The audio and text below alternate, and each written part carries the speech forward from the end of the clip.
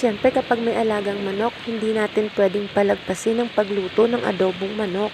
Ito na nga yung pinaka-the best sa lahat. Maghihiwa na nga tayo ng sibuyas na pangsahog. Medyo pinabilis ko nga. Napakabagal niya kasing maghiwa. Bay, inaantok na kasi akong mag-video. Kaya kailangan natin i-fast forward na to para medyo mabilis. Tingnan mo, ang galing niya na maghiwa ng bawang. Tapos may kasama pang sili. Naglagay na nga rin kami ng konting mantika. Saka namin igigisa yung luya. Medyo halo-haluin nyo ng konti para hindi siya maano. Basta maano. Tapos naglagay na rin ng sibuyas. Siyempre igigisa natin yan para mas masarap. Tapos ilalagay naman natin yung bawang. Ay hindi pala natin, siya lang. Kasi siya naman talaga yung nagluluto. Taga-video lang naman ako. Siyempre maglalagay rin siya ng dahon ng laurel. Isa rin yung sekreto para pampasarap.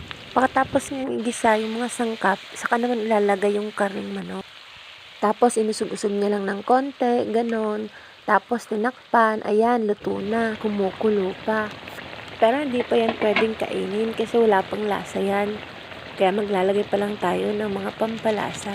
Maglagay na tayo ng paminta. Tapos betchin, ganon. Tapos saka naman natin halu-haluin. Yan, mapapansin nyo, may dugo-dugo pa yung iba kasi nga hilaw pa, diba? Hilaw pa, hilaw. Tapos syempre ilalagay nyo yung toyo ng girlfriend nyo, ganon. Pero dapat yung tama lang na toyo, baka kasi hindi na sumarap yung pagsasama nyo. Ay hindi pala yung adobong niluluto ko. Tapos halu-haluin mo lang ng kaunti. Tapos saka mo naman lagyan ng suka. Syempre may adobo bang walang suka? Sakto lang din na suka para hindi naman masyadong maasim. Kailangan kasi katamtaman lang din. Tapos maglagay tayo ng bao, panggatong. Ayan, tapos medyo transition natin para medyo maganda. Tapos yung amoy nakakagutom na. Kulang na nga lang kanin. Tapos hayaan nyo lang siyang kumulo hanggang sa lumambot yung karne. Kapag kulang pa sa toyo, pwede nyo naman siyang lagyan. Bahala kayo kung ano yung timpla ninyo. Medyo nagmamantika na nga rin siya.